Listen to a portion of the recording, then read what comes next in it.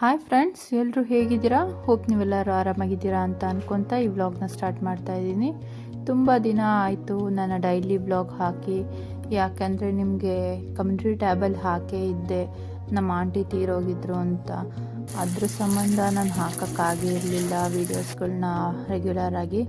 So ಇವಾಗ ರೆಗ್ಯುಲರಾಗಿ ಹಾಕೋಣ ಅಂತ ಅಂದ್ಕೊಂಡಿದ್ದೀನಿ. ಬನ್ನಿ ಫ್ರೆಂಡ್ಸ್, ವಿಡಿಯೋನ ಸ್ಟಾರ್ಟ್ ಮಾಡೋಣ. ಸ್ಟಾರ್ಟ್ ಮಾಡೋದಕ್ಕೆ ಮುಂಚೆ ನಾವು ತುಂಬ ದಿನ ಆಗಿತ್ತು ಬೋಂಡಾ ಬಜ್ಜಿ ತಿಂದು. ಈಗ ಚಳಿ ಆಗಿರೋದ್ರಿಂದ ಸ್ವಲ್ಪ ಬೋಂಡಾ ಬಜ್ಜಿ ತಿನ್ನೋಣ ಅಂತ ಹಾಕ್ಕೊತಾ ಇದ್ದೀವಿ. ಇದು ರಾತ್ರಿ ಮಾಡ್ತಾ ಇರೋದು.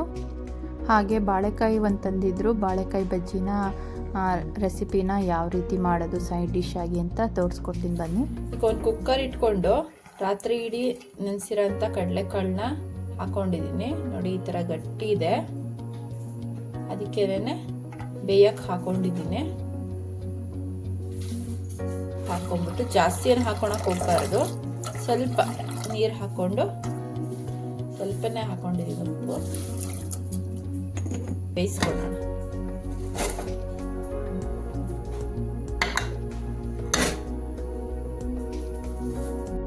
ಒಂದು ಮಿಕ್ಸಿ ಜಾರ್ ತಗೊಂಡಿದ್ದೀನಿ. ಮಸಾಲೆ ರುಬ್ಕೊಂಡ್ಬಿಡೋಣ. ಅಷ್ಟರಲ್ಲಿ ಚಕ್ಕೆ, 2 ಲವಂಗ, ಒಂದು 4-5 ಮೆಣಸನ್ನ ಹಾಕ್ಕೊತಾ ಇದ್ದೀನಿ. ಸ್ವಲ್ಪ ಶುಂಠಿ, ಸ್ವಲ್ಪ ಬೆಳ್ಳುಳ್ಳಿ ಹಾಕ್ಕೊತಾ ಇದ್ದೀನಿ. ಬೆಳ್ಳುಳ್ಳಿ ಬೇಕಾದ್ರೆ ನೀವು ಬಿಡಿಸು ಕೂಡ ಹಾಕೋಬಹುದು. ಕಾಯಿ ತುರಿ ಹಾಕ್ಕೊತಾ ಇದ್ದೀನಿ. ಒಂದು ಅರ್ಧ ಮುಕ್ಕಾಲು ಓಳಷ್ಟು ಕಾಯಿ ತುರಿ ಹಾಕೊಂಡ್ರೆ ಚೆನ್ನಾಗಿರುತ್ತೆ. ಕೊತ್ತಂಬರಿ ಹಾಕ್ಕೊತಾ ಇದ್ದೀನಿ. 1 ಸ್ಪೂನಷ್ಟು ಖಾರದ ಪುಡಿ, 1 ಸ್ಪೂನಷ್ಟು ಧನಿಯಾ ಪುಡಿ ಹಾಕ್ಕೊಂಡು ಸ್ವಲ್ಪ ನೀರು ಹಾಕ್ಕೊಂಡು ನುಣ್ಣಗೆ ರುಬ್ಕೊಂಬರೋಣ. ನುಣ್ಣಗೆ ರುಬ್ಕೊಂಬಂದಿದ್ದೀನಿ.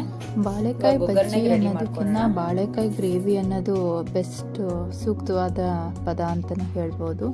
ಸೊ ಒಗ್ಗರಣೆಗೆ 3 ಈರುಳ್ಳಿ, 1 ಟೊಮ್ಯಾಟೊ ಮತ್ತು ಬಾಳೆಕಾಯಿನ ಪೀಲ್ ಮಾಡಿಕೊಂಡು ಸಣ್ಣದಾಗಿ ಹೆಚ್ಚಿ ಅದನ್ನು ಸ್ವಲ್ಪ ಬಾಯ್ಲ್ ಮಾಡ್ಕೊತೀನಿ.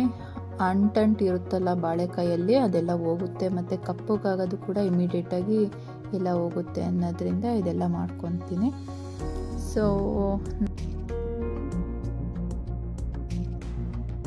ಸೊ ನಾನು ಇತ್ತೀಚಿನ ದಿನಗಳಲ್ಲಿ ನಾನು ಡೈಲಿ ವ್ಲಾಗ್ಸ್ನ ಹಾಕ್ತಾ ಇಲ್ಲ.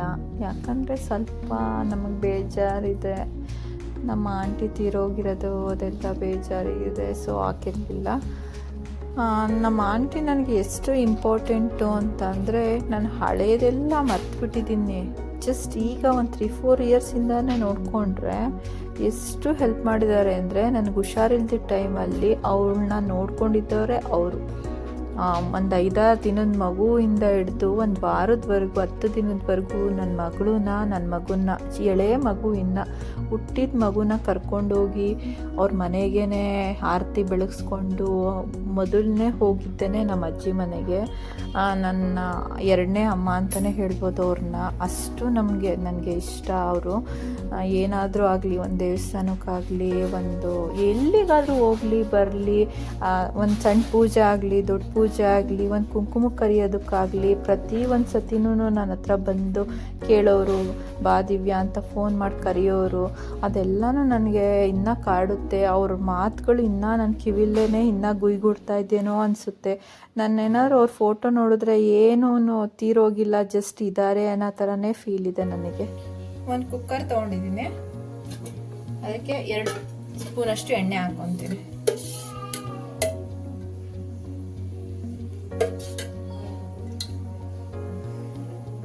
ಸಾಸಿವೆ ಹಾಕ್ಕೊಂಡಿದ್ದೀನಿ. 2 ಹಸಿಮೆಣಸಿನಕಾಯಿನ ಕಟ್ ಮಾಡಿ ಹಾಕ್ಕೊತಾ ಇದ್ದೀನಿ.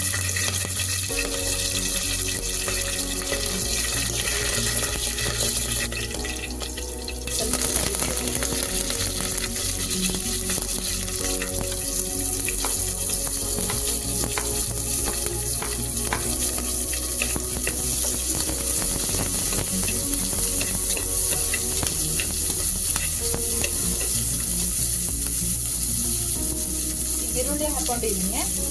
ಈರುಳ್ಳಿ ಬ್ರೌನ್ ಆಗೋವರೆಗೂ ಫ್ರೈ ಮಾಡ್ಕೊಬಾರ್ದು. ಈಗ 1 ಟೊಮ್ಯಾಟೊ ಹಾಕ್ಕೊಂಡಿದ್ದೀನಿ. ಅದು ಸ್ವಲ್ಪ ಸಾಫ್ಟ್ ಆಗೋವರೆಗೂ ಫ್ರೈ ಮಾಡ್ಕೊಳ್ಳೋಣ. ಮತ್ತು ಸ್ವಲ್ಪ ಅರಿಶಿನ ಹಾಕ್ತೀನಿ.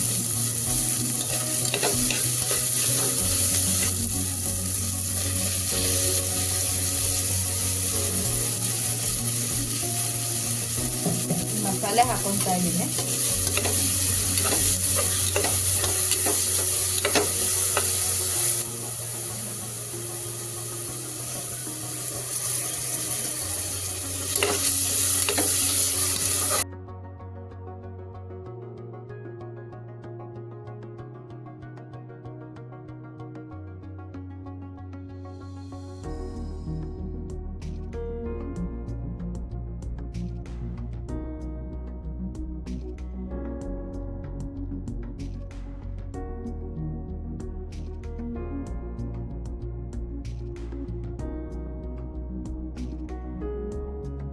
ನೀರೆಲ್ಲಾನು ಕಡಲೆಕಾಳೆಲ್ಲ ಬೇಯಿಸ್ಕೊಂಡಿದ್ವಲ್ಲ ಆ ನೀರು ಹಾಕೊಂಡೆ. ನೋಡಿ ಈ ತರ ಬೇಯಬೇಕು ಕಡಲೆಕಾಳು, ಚೆನ್ನಾಗಿ ಇರುತ್ತೆ.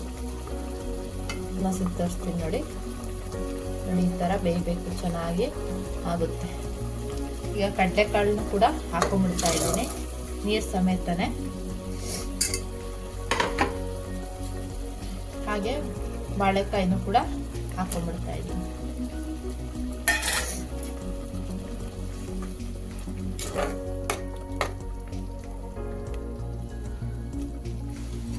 ಈಗ ರುಚಿಗೆ ತಕ್ಕಷ್ಟು ಉಪ್ಪು ಹಾಕೊಂತೀನಿ. ಮೊದಲೇ ಕಡಲೆಕಾಳು ಬೇಯಿಸ್ಕೋಬೇಕಾದ್ರೆ ಹಾಕೊಂಡಿದ್ವಿ, ಈಗ ನೋಡಿ ಹಾಕೋಬೇಕು.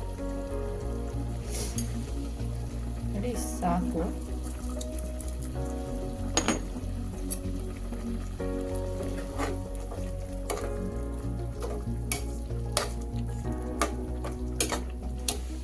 ಈಗ ಲಿಡ್ನ ಕ್ಲೋಸ್ ಮಾಡಿ 1 ವಿಷಲ್ ಕೂಗಿಸ್ಕೊಂಡ್ಬಿಡೋಣ, ಚೆನ್ನಾಗಾಗುತ್ತೆ.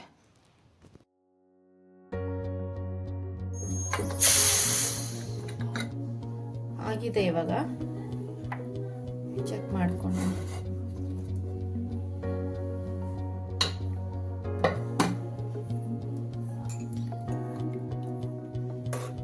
ಪರ್ಫೆಕ್ಟ್ ಆಗಿರೋ ಕನ್ಸಿಸ್ಟೆನ್ಸಿಲಿ ರೆಡಿಯಾಗಿದೆ. ಈಗ ಸರ್ವ್ ಮಾಡ್ಕೊಳಕ್ಕೆ ರೆಡಿಯಾಗಿದೆ.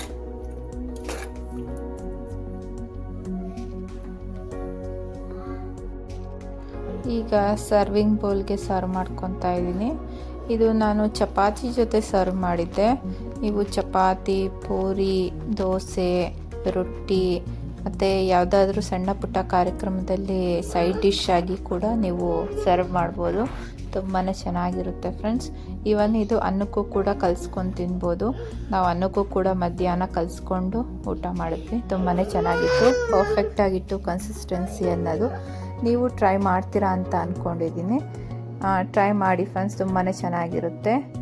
ಈ ರೆಸಿಪಿಯೊಂದಿಗೆ ನೆಕ್ಸ್ಟು ನಾನು ಸ್ಟಾರ್ಟ್ ಮಾಡ್ಕೊತಾ ಇರೋದು ಮನೆ ಕ್ಲೀನಿಂಗು. ಯಾಕಂದರೆ ವರಮಹಾಲಕ್ಷ್ಮಿ ಹತ್ರನೇ ಇದೆ ಅಲ್ವಾ ಹಬ್ಬ, ಸೊ ಅದಕ್ಕೆ ಕ್ಲೀನಿಂಗ್ ಮಾಡಲೇಬೇಕು ಅಂತ ಸ್ಟಾರ್ಟ್ ಮಾಡ್ಕೊಂಡಿದ್ದೀನಿ. ಇವಾಗ ಒಂದೊಂದಾಗಿ ಕ್ಲೀನ್ ಮಾಡ್ಕೊತಾ ಬರೋಣ ಬನ್ನಿ ಫ್ರೆಂಡ್ಸ್.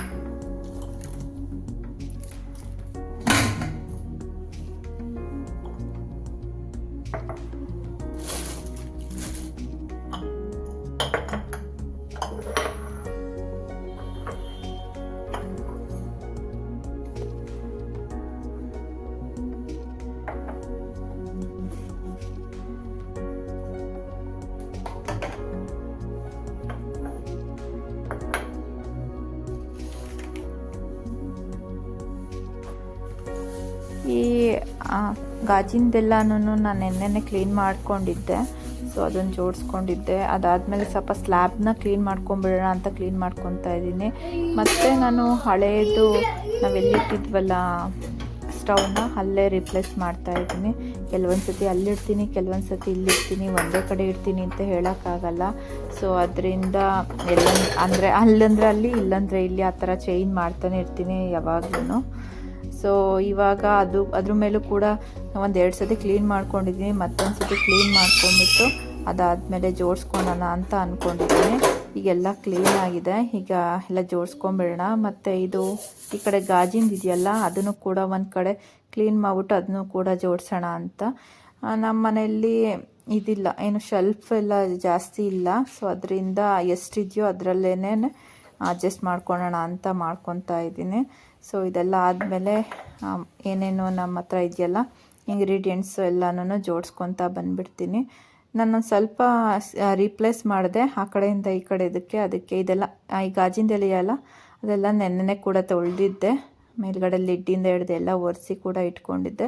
ಅಷ್ಟರಲ್ಲಿ ನಮ್ಮ ಮನೆಯವ್ರು ಬಂದರು. ಮಧ್ಯಾಹ್ನನೇ ಆಗೋಗಿತ್ತು ಬಿಡಿ, ಅದೆಲ್ಲ ಕ್ಲೀನ್ ಮಾಡ್ಕೊಳೋ ಅಷ್ಟರಲ್ಲಿ ನಮ್ಮ ಮನೆಯವ್ರು ಕೂಡ ಬಂದರು. ಸೊ ಅದಕ್ಕೋಸ್ಕರ ಅವ್ರಿಗೂ ಕೂಡ ಅನ್ನಕ್ಕೆ ಇಟ್ಬಿಟ್ಟು ಅದಾದಮೇಲೆ ನನ್ನ ಕೆಲಸ ಮತ್ತೆ ಮಾಡ್ತಾಯಿದ್ದೆ. ಅವರು ಬರೋಕ್ಕೆ ಮುಂಚೆನೇ ಅನ್ನಕ್ಕೆ ಇಟ್ಬಿಡ್ತಿದ್ದೆ, ಕುಕ್ಕರೆಲ್ಲ ಕೂಗುತ್ತೆ ಅಂತ. ಸೊ ಇವಾಗೆಲ್ಲ ಇಡ್ತಾಯಿದ್ದೀನಿ.